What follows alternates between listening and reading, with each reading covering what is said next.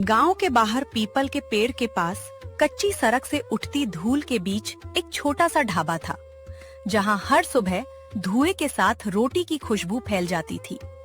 लोग कहते थे, जुमरी के हाथ के खाने में सिर्फ स्वाद नहीं, सच्चाई भी पकती थी। दिन भर थके मुसाफिर, खेत से लौटते किसान और स्कूल जाते बच्चे उसी ढाबे पर रुकते, क्योंकि वहां पेट के साथ मन भी भरता था। लेकिन उस साधारण से ढाबे की मिट्टी में एक ऐसी कसक दबी थी जो जल्द ही जुमरी की जिंदगी की असली परीक्षा बनने वाली थी। गांव के किनारे ये छोटा सा ढाबा किसी इमारत से ज्यादा एक भरोसा था। यहाँ आने वाले लोग जानते थे कि चूल्हे की हर आंच में मेहनत है और हर थाली में जुमरी का सच्चा मन। अरे मोहन, जरा वो पीतल वाला लोटा इधर दे दे बेटा। सूरज चढ़ने से पहले आटा भी तैयार होना चाहिए और तेरी स्कूल की बोतल भी भरनी है। हाँ माँ, भी देता हूँ। आपने फिर से मुझसे पहले उठ के चूल्हा जला लिया।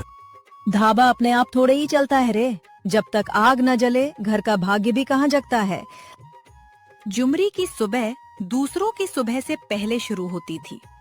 अंधेरे में लकड़ी सुलगाना, पानी गर्म करना, दाल चढ़ाना और फिर पहली रोटी भगवान के नाम निकालना, यही उसका रोज का क्रम था। अम्मा, आज मास्टर जी ने फीस याद दिलाई है। बोले थे इस हफ्ते तक नहीं दी तो नाम काट देंगे। नाम कोई नहीं काटेगा, तू बस मन लगा कर पढ़। तेरी पढ़ाई ही तो है जो इस धुएं से आगे की दुनिया दिखाएगी। ओ जुमरी, जाग गई क्या? या आज हमें खाली पेट खेत भेजेगी? अरे रामू भैया, आप लोगों के आने से पहले अगर ढाबा न जागे तो समझो सूरज ही देर से निकला है। बैठो, अभी गरम रोटियां देती हूँ। बस यही बात है तेरे ढाबे की, खाने से पहले ही आधी थकान उतर जाती है। और सुन, कल वाली दाल, वाह, घर में भी वैसा स्वाद नहीं आया। स्वाद दाल में कम, नियत में ज्यादा होता है भैया। चीज जितनी है उतनी ही डालती हूँ, पानी बढ़ाकर किसी को धोखा नहीं देती। यही बात लोगों को बांधती थी। जुमरी कभी कम तौल नहीं करती, बासी खाना गरम करके ताजा नहीं बताती और उधार भी सोच समझ कर देती, लेकिन अपमान करके नहीं। बेटी, मेरे लिए पतली सी 2 रोटियां और जरा कम मिर्च की सब्जी बना दे। दांत साथ नहीं देते, पर तेरे हाथ का स्वाद छोड़ते भी नहीं। क्यों नहीं बुआ, आपके लिए तो अलग से बनाऊंगी।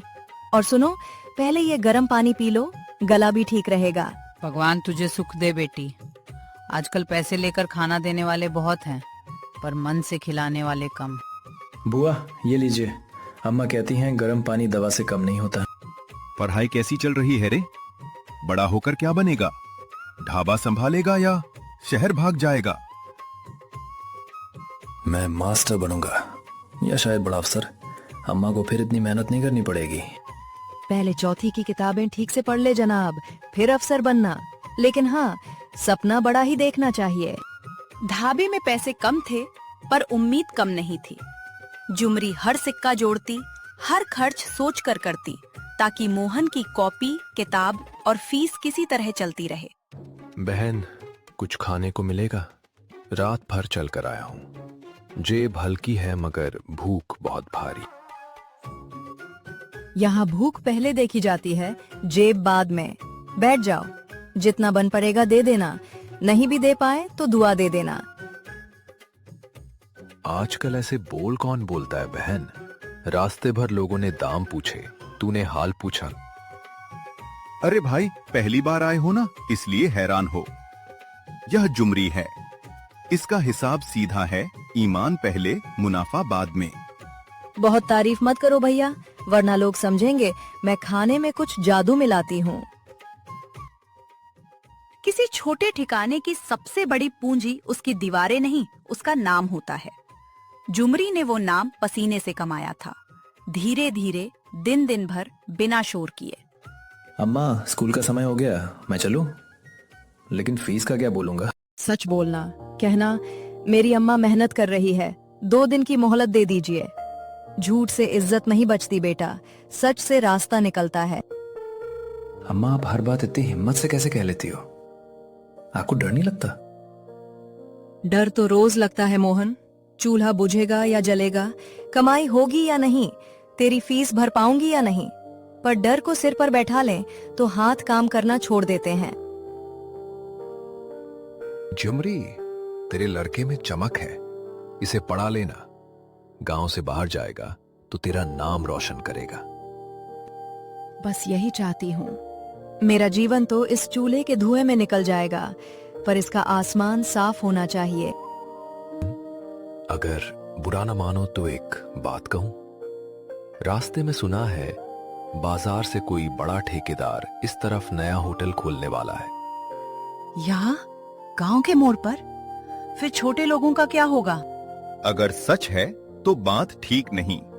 बड़े लोग पहले मुस्कुराते हैं, फिर धीरे धीरे सबका धंधा खा जाते हैं।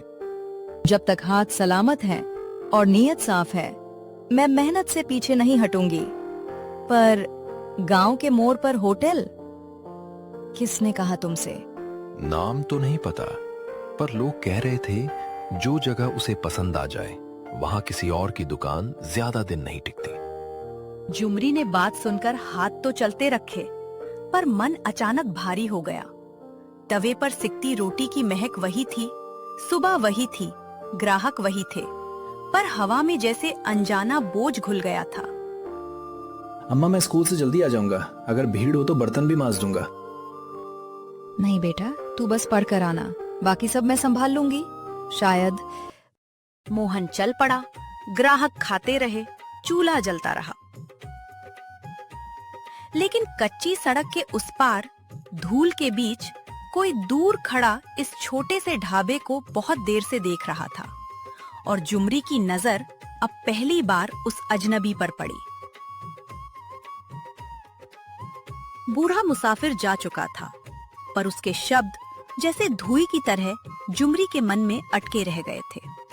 हाथ आटा बेल रहे थे, आंखें ग्राहकों पर थीं, मगर दिल बार बार सड़क के उस पार खिंच रहा था। कैसी बात कह गया। जगह पसंद आ जाए तो कोई और टिकता नहीं। हाफते हुए भी मन को डरना ही था क्या? अरे जुमरी, एक रोटी और दे दे। तेरे हाथ का नमक भी खाना बन जाता है।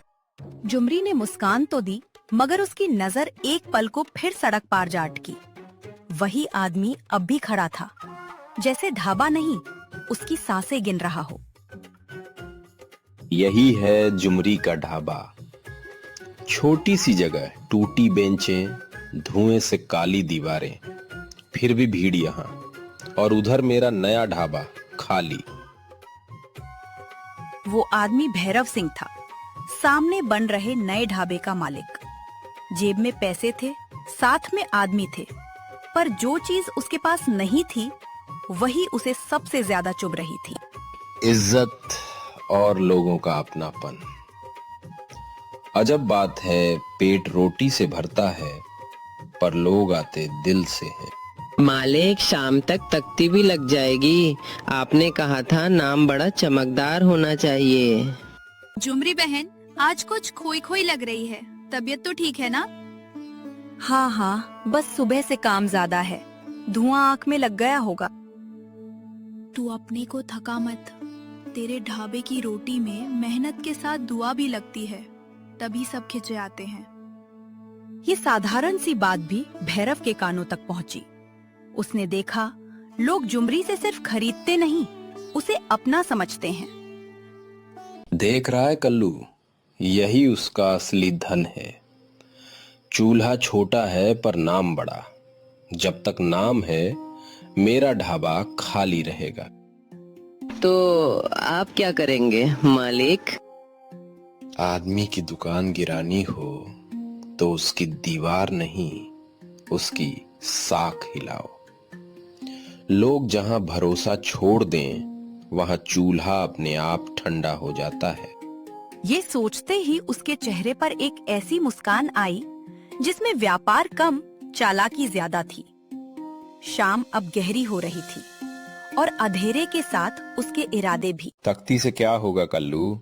नाम चमकेगा तो जब यहाँ लोग बैठेंगे। अभी तो सब उस औरत के चूल्हे पर टूटे पड़ते हैं। मालिक, गांव में सब कहते हैं उसका खाना सादा है, पर मन जीत लेता है। उधार भी दे देती है कभी कभी। बस यही तो जहर है। खाना नहीं, एहसान बेचती है। लोग रोटी खाने नहीं, उसका मान रखने आते हैं। भैरव की आंखों में जलन अब साफ थी। उसे जुमरी का धंधा नहीं, उसका सम्मान खटक रहा था। वह समझ चुका था कि मुकाबला चूल्हे से नहीं, भरोसे से है।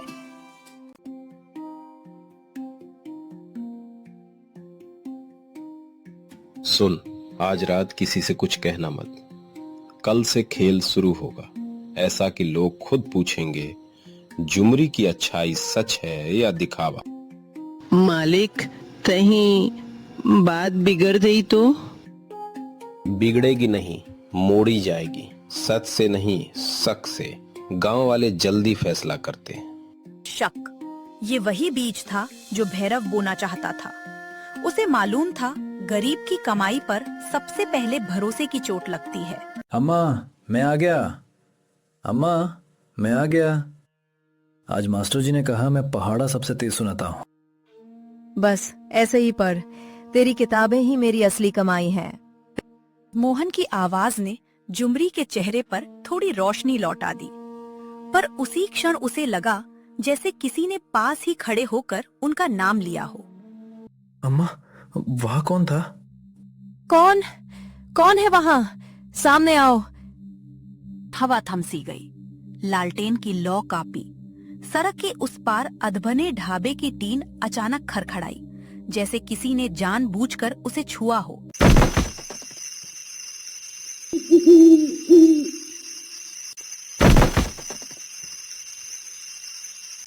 दूसरे दिन झुमरी अपना ढाबा खोलती है और अपना काम करने लगती है, लेकिन दोपहर हो गई। अभी तक कोई ग्राहक उसके ढाबे पर खाने नहीं आया। कल तक लोग यहाँ सुबह से खाने के लिए आया करते थे। आज वही ढाबा एकदम खाली सा था, जैसा मानो किसी की बुरी नजर लग गई हो। पता नहीं आज सभी लोग कहाँ रह गए। सुबह से कोई भी नहीं आया। आज तो गांव में किसी के यहाँ दावत भी नहीं है, फिर भी कोई ग्राहक आज नहीं आया। तभी उसकी नजर ढाबा के सामने से गुजर रहे रामू किशन पर जाती है। अरे रामू भैया, क्या बात है? आज रोटी नहीं खानी है क्या? नहीं नहीं बहन, मैं आज घर से रोटी लेके जा रहा हूँ। पत्नी ने सुबह ही बना दी तो लेके आ गया। अब मैं चलता हूँ। सुबह से शाम हो गई, लेकिन कोई भी ग्राहक आज उसकी ढाबा पर नहीं आया। झुमरी ये सब देख बहुत चिंता करने लगी। वो समझ नहीं पा रही थी कि अचानक से सारे लोगों ने आना क्यों बंद कर दी। रात हो चुकी थी। झुमरी सोच में डूबी थी। तभी उसे सामने बने ढाबे के पास किसी की परछाई दिखी। झुमरी बहुत डर गई।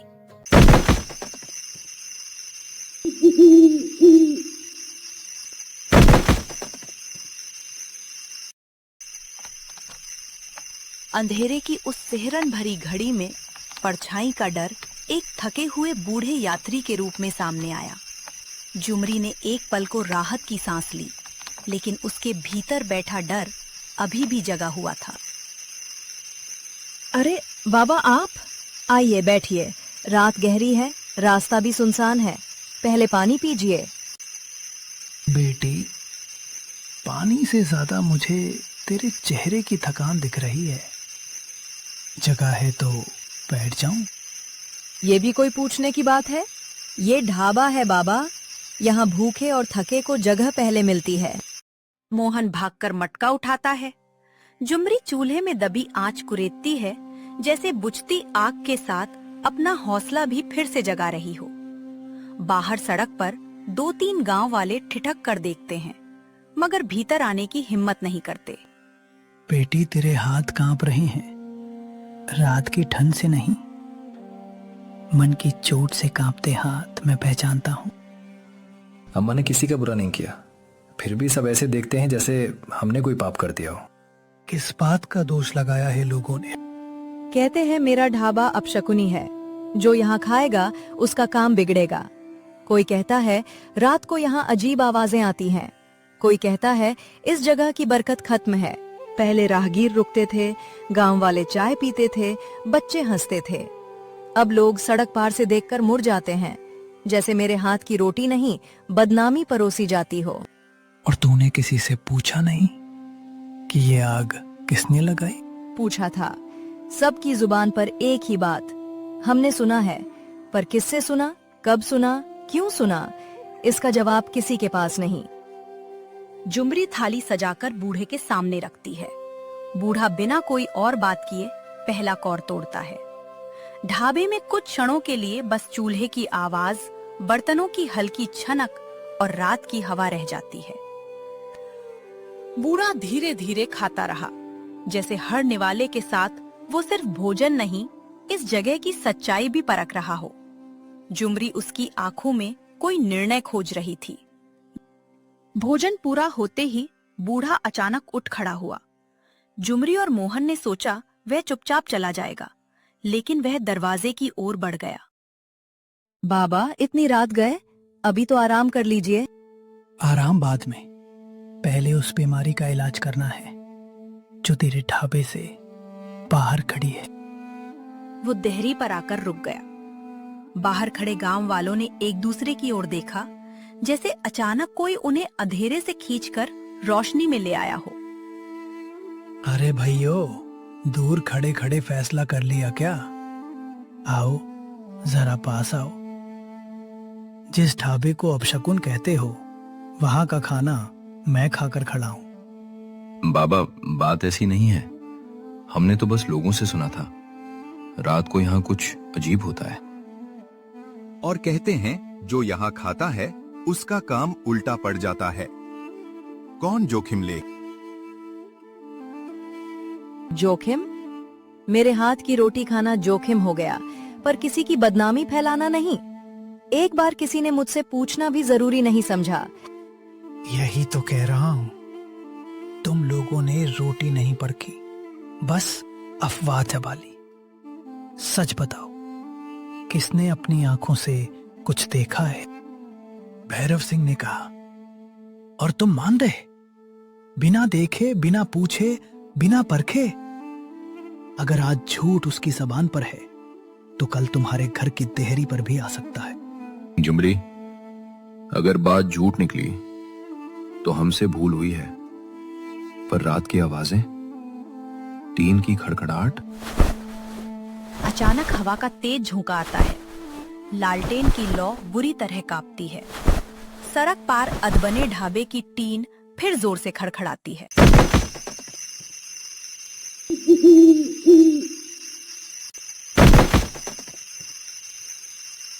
कौन है वहाँ? बाहर आ, आज रात कोई पर्दा नहीं रहेगा। कौन? मैं तो बस ऐसे ही देखने आया था। आवाज पहचानो, चेहरा पहचानो। यही वो आदमी है जो अंधेरे को हथियार बना रहा था। तेरी झूठी बातों ने पूरे गांव को बांट दिया। तुझे पंचायत के सामने जवाब देना होगा। मुझसे गलती हुई, लालच ने अंधा कर दिया। एक मौका दे दो, मैं सब ठीक कर दूंगा। भीड़ का गुस्सा अब फटने को था, पर उसी क्षण जुमरी का चेहरा बदल गया। चोट खाई औरत की आंखों में कठोरता नहीं, करुणा उतर आई। कोई हाथ मत उठाना, सजा जरूर मिलेगी, पर वैसी नहीं कि हम भी इसके जैसे बन जाएं। पंचायत फैसला करेगी और इससे पहले ये सबके सामने सच मानेगा। हाँ, मानता हूं, मैंने झूठ फैलाया, रात को टीन बजाई और अपने ढाबे की गंदगी छिपाई। दोषी मैं हूं। जुमरी बहन, हमें माफ कर दो, हमने तुम्हें गलत समझा। अब से रोज हम यही खाना खाएंगे। उगते सूरज की पहली किरण जुमरी के ढाबे की टीन पर पड़ी, और वो खड़खड़ाहट जो रात में डर लगती थी, अब नई शुरुआत जैसी सुनाई दी।